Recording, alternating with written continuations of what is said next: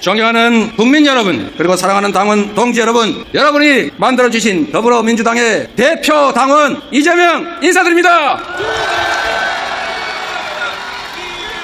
제가 오늘 본격적인 말씀을 올리기 전에 한 가지 양해 말씀을 먼저 드리도록 하겠습니다. 2016년 10월 29일 청계광장에서 박근혜 정권의 그 무도함을 질타하는 연설을 한 적이 있습니다. 기초지방자치단체 성남시장 변방의 장수여서 자유롭게 제가 드리고 싶은 모든 말씀을 드렸지만 지금은 제1야당의 대표로서 무거운 책임감 때문에 하고 싶은 말을 다 할 수 없다는 점을 양해 부탁드립니다. 제가 드리지 못하는 말씀은 여러분께서 직접 현장에서 더 높이 더 많이 말씀해 주시도록 부탁드립니다. 그래도 되겠습니까? 대한민국은 민주공화국이다. 주권은 국민에게 있고 모든 권력은 국민으로부터 나온다. 대한민국 헌법 제1조입니다. 그런데 지금 대한민국 헌법 제1조가 유린되고 있습니다. 국민이 직접 선출한 대통령이 아닌 책임 없는 자들이 국정을 지배합니다. 주권자의 합리적 이성이 아닌 비상식과 몰지성이 그리고 주술이 국정을 뒤흔들고 있습니다. 잠시 생각을 정리해서 2016년 가을을 떠올려 보십시오. 낡고 굳은 것들의 장벽을 허물고 새 시대의 문을 열기 위해 우리는 그 차가운 거리에 섰습니다. 매서운 추위를 뚫고 끝이 없을 것 같던 그 행진을 이어간 끝에 마침내 우리는 주인의 자리를 되찾았습니다. 가녀린 촛불로 부정한 권력을 무릎 꿇렸을 때 우리는 주권자를 배반한 권력, 선출되지 않는 권력자의 국정농단은 이 땅에서 영원히 사라진 것으로 알았습니다. 우리는 잠시 함께 꿈을 꾸었습니다. 모든 국민이 주권자로 존중받고 함께 나누며 함께 성취하는 희망의 나라에 대한 꿈, 경제규모 12의 선진국이 됐지만 더 성장하고 발전하는 경제 강국의 꿈, 세계인이 공감하는 문화 강국이자 모범적 민주 국가의 꿈을 꾸었습니다. 당장의 삶이 고단해도 내일의 희망이 살아있는 나라가 될 것으로 우리는 믿었습니다. 그런데 어처구니 없게도 최악의 정권을 맞아 3년도 채 안 된 지금 이 시간에 그 모든 꿈들이 산산이 흩어지고 있습니다. 나라가 어디로 가는지 한치 앞이 보이지 않습니다. 21세기 대명천지 서울 한복판에서 159명의 꽃다운 젊은이가 영문도 모른 채 죽어갔습니다. 멀쩡하게 도로를 달리던 차들이 수장을 당했습니다. 젊은 해병은 이유도 모른 채 불기의 객이 되고 말았습니다. 사계절이 두 번이나 바뀌었지만 그들이 왜 죽어야 했는지 아직도 이유를 알 수 없고 대통령, 총리, 장관 그 누구도 책임지지 않습니다. 최악의 경기 침체로 일자리는 줄고 지갑은 얇아지는데 이자, 월세, 물가, 환율은 천정부지로 오르기만 합니다. 카드 대출이 2003년 카드 대란 이후에 최대라고 합니다. 자영업자가 사상 최대 규모로 폐업하고 수출마저 뒷걸음치고 소상공인, 중소기업, 대기업 할 것 없이 한계 상황으로 내몰리고 있습니다. 정부가 대체 무엇입니까? 비전을 제시하고 길을 만들어서 국민의 삶을 개선하는 것이 바로 정부의 역할 아닙니까 여러분? 하지만 이 정부는 비전도 대책도 없습니다. 무능, 무책임, 무대책을 넘어서 국가 아니나 국민의 삶에 관심조차 없습니다. 고속도로 종점을 멋대로 바꾸고 유권 무죄, 무권 유죄식 검찰권 남용을 하고 사익과 정치 탄압을 위해서 권력 남용에는 진심인데 국민과 나라를 위해 무엇을 하는지 대체 알 길이 없습니다. 대한민국은 방향을 잃었고 우리 국민들은 미래와 희망을 빼앗겼습니다. 무능과 불통, 무관심으로 국가적 혁신 역량, 경제적 기초 체력은 눈처럼 녹아내리고 있습니다. 저성장의 고착화로 일자리는 줄어드는데 대책 없는 초부자 감세로 국가 재정은 거덜이 났습니다. 정부 역할 축소로 불평등, 양극화는 심화되는데 서민과 지방의 어려움은 극단으로 치달을 수밖에 없습니다. 세계적인 상승 흐름과 정반대로 추락하는 증시는 우리 국민들의 마지막 희망마저 옥죄고 있습니다. 힘만 세면 주가 조작을 해서 수십억씩 벌어도 묵인됩니다. 대주주가 물적 분할로 알맹이만 쏙 빼먹고 우리 양주를 불량주로 만들어도 책임을 지지 않는 희한한 나라입니다. 산업 정책도 경제 비전도 정부가 제시하지 않습니다. 대통령이 나서서 전쟁 위협, 지정학적 리스크를 키우는 이런 나라에 대체 누가 투자하겠습니까 여러분? 세계화와 자유무역의 시대가 저물고 글로벌 안보 지형은 한치 앞이 어두울 지경입니다. 세계 경찰이라 불리는 미국도 제 마음대로 못하는 게 국제관계입니다. 그런데 윤석열 정부는 지난 임기 내내 마치 세계 경찰이도 된 것처럼 이념 가치 외교의 깃발을 치들고 편향적 진영 외교로 일관해서 주변 강대국을 불필요하게 자극해서 다 적대 국가로 만들고 말았습니다. 남북은 적대적 두 국가 관계로 치달았고 보수 정권이 열고 민주정부가 발전시켜왔던 북방 외교는 윤석열 정권에 의해서 북방 폐쇄, 북러 군사 동맹으로 퇴행하고 말았습니다. 국익 중심의 실용 외교라는 외교의 기본을 포기한 후과가 참으로 컸습니다. 대륙과 해양의 연결점으로 중심이 되어 마땅한 대한민국이 한국이 지령 대립의 최전선, 해양 세력의 외곽 최전방 현초기지로 내몰리고 있습니다. 수십 년간 공들여 쌓아온 한반도의 안정과 평화가 무너지고 있습니다. 당장 전쟁이 나도 이상할 게 없는 상황인데 이 정권은 이역만리 타국간 전쟁까지 한반도로 끌어오지 못해서 안달복달합니다. 대체 왜 이러는 겁니까? 국가안보를 이처럼 훼손하는 정권, 국민 생명을 이처럼 경시하는 정권 여러분 겪어보셨습니까? 6.25 전쟁으로 수백만 명이 사망했습니다. 그리고 모든 것이 파괴됐습니다. 전쟁 위협이 조금만 높아도 경제에는 치명상입니다. 국가 안전과 국민 생명, 경제와 민생을 지켜야 할 정부와 여당이 전쟁 위험을 부추긴다는 게 대체 말이 됩니까, 여러분? 지금 민생과 경제는 IMF 때보다 더 어렵습니다. 국제사회는 6.25 전쟁 이후 한반도의 전쟁 위험성이 가장 높아졌다고 합니다. 소비 쿠폰이라도 지원해서 서민들 골목 경제 살리자. 끊어진 소통 창구를 다시 열고 남북 대화에 나서라. 경제 회생을 위해 정부 재정 역할을 늘려라. 민생과 국가 안전을 위해 지치도록 제안하고 또 제안했지만 윤석열 정부는 마이동풍 쇠기의 경일기입니다. 국민 삶을 책임져야 할 여당은 대통령과 당대표의 무한 권력 다툼과 계파 갈등 속에 그야말로 108번뇌하는 대통령실 여의도 출장소로 전락하지 않았습니까? 정부 여당이 우리 야당에 진지하게 협력을 요청한 기억이 없습니다. 정부 여당은 국민을 업신여기고 권력을 즐기고 정치 아닌 정쟁에 몰두했습니다. 헌법과 법률을 위반하고 삼권 분립과 법치주의라는 민주적 기본 질서를 훼손했습니다. 국회와 국민 동의 없는 우크라이나 파병, 살상 무기 지원, 무제한적인 거부권 행사, 시행령 통치와 권력 남용, 헌법과 원칙을 어기며 민주주의를 파괴했습니다. 이 정권은 한마디로 규정하면 상습적으로 법을 어기는 범법 정권 맞습니까?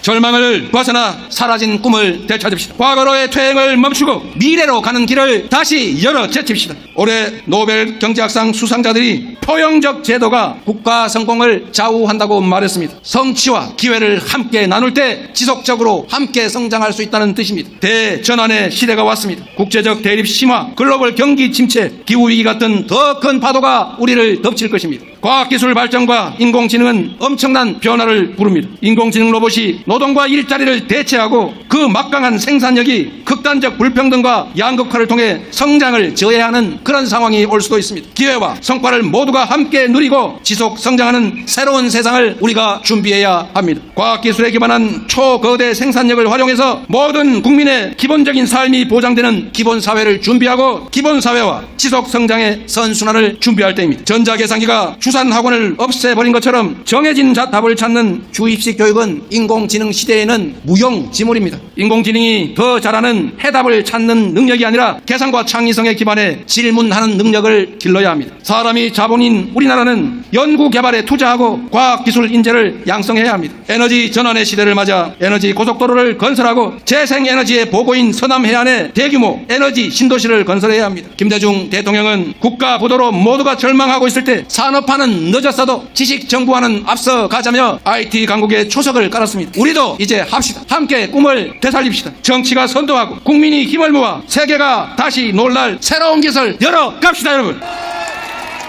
각자 도생의 국제 질서와 진영 대립이 격화될수록 국리 민복을 지키는 길은 국익 중심의 실용 외교입니다. 세계 유일의 분단 국가 대한민국은 평화가 곧 경제이고 평화가 곧 밥입니다. 싸워 이기는 것은 하수 중의 하수입니다. 싸우지 않고 이기는 것이 상수입니다. 그러나 싸울 필요가 없는 평화를 만드는 것이야말로 가장 확실한 안보 아니겠습니까, 여러분?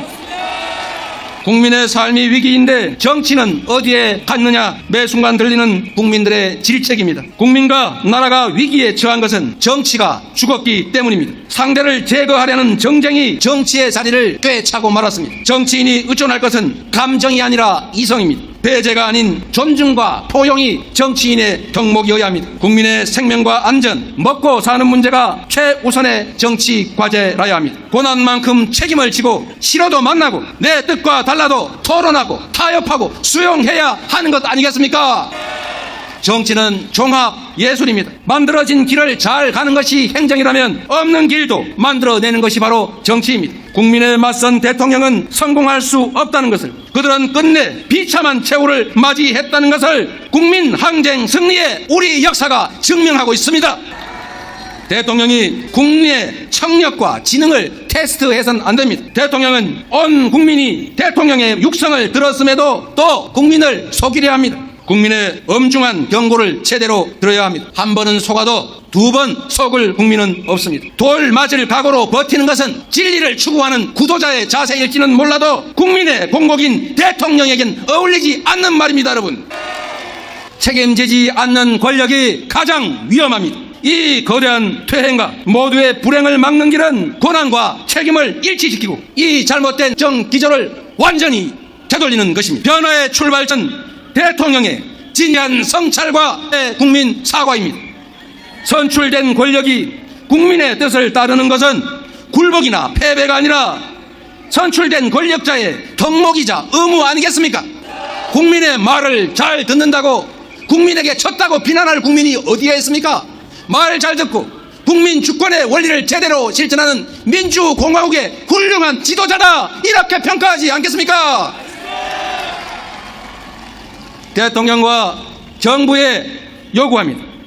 국민의 압도적 주권 의지가 반영된 김건희 특검법, 최혜병 특검법을 즉각 수용하십시오. 고사 직전에 민생 경제를 살리는 긴급한 조치를 지금 즉각 시행하십시오. 민생과 경제에 치명적인 전쟁 유발 책동을 중단하고 한반도 평화의 길에 즉각 나서야 합니다. 국민의힘에도 한 말씀 드리겠습니다. 여당은 국정 운영 주체 하나입니다. 야당을 달래고 협력을 요청해도 부족할 판에 일상 하는 일이 야당 비난, 야당 발목 잡기뿐이니 국정이 제대로 될 리가 있습니까? 야당이 여당 발목 잡는다는 말은 들어봐도 지금처럼 여당이 야당 발목 잡는 거 여러분 보셨습니까? 대통령이 잘못하면 여당이 바로 잡아야 하는데 언제까지 용산의 눈치만 볼 생각입니까? 국민의힘이라는 당명이 부끄럽지 않도록 국민만을 보고 국민의 뜻을 따르도록 촉구합니다. 존경하는 국민 여러분, 사랑하는 당원 동지 여러분, 8년이라는 긴 시간이 흘렀는데 결국 빙빙 돌고 돌아 제자리에 오고 만 것 같아서 참으로 허탈하고 안타깝고 죄송합니다. 그러나 저는 단언합니다. 그때나 지금이나 우리가 이 나라의 주인이고 우리는 결코 혼자가 아닙니다. 뜻을 함께하는 수많은 동지들이 있습니다.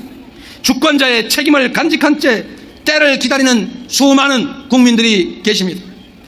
1960년 4.19 혁명, 1980년 5.18 민중항쟁, 1987년 6월 국민항쟁, 그리고 2016년 촛불혁명에 이르기까지 역사의 분기점마다 언제나 일어나 행동한 것은 국민이었습니다.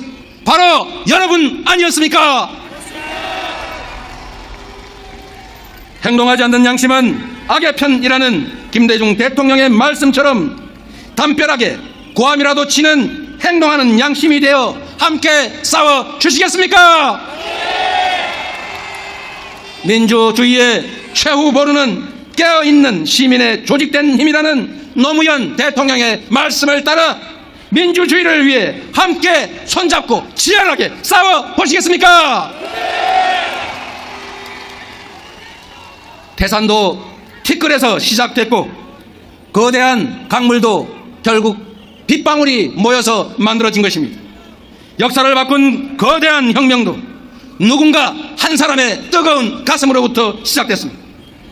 대한민국은 민주공화국이고 이 나라의 주인은 바로 국민 여러분입니다. 국민의 뜻을 거역하는 권력과 권력자는 존재할 수도 없고 존재해서도 안 됩니다. 비록 오늘은 힘들어도 내일은 나아지는 그런 희망 세상을 함께 만들어 갑시다. 누구도 억울함이 없는 함께 사는 나라, 자긍심 넘치는 자랑스러운 대한민국을 우리 손으로 함께 만들어 보시지 않겠습니까?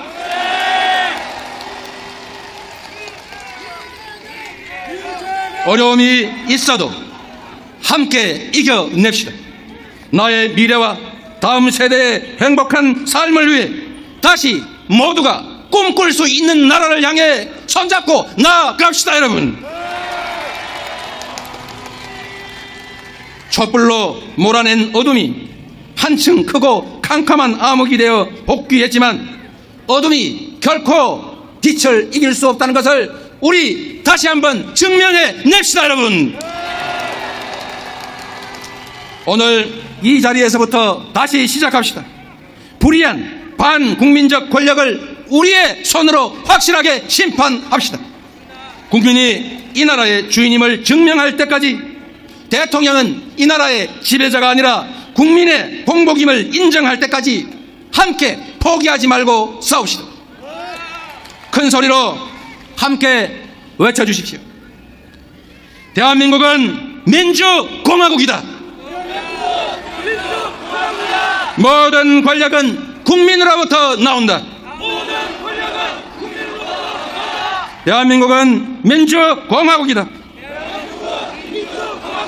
모든 권력자는 국민의 공복이다.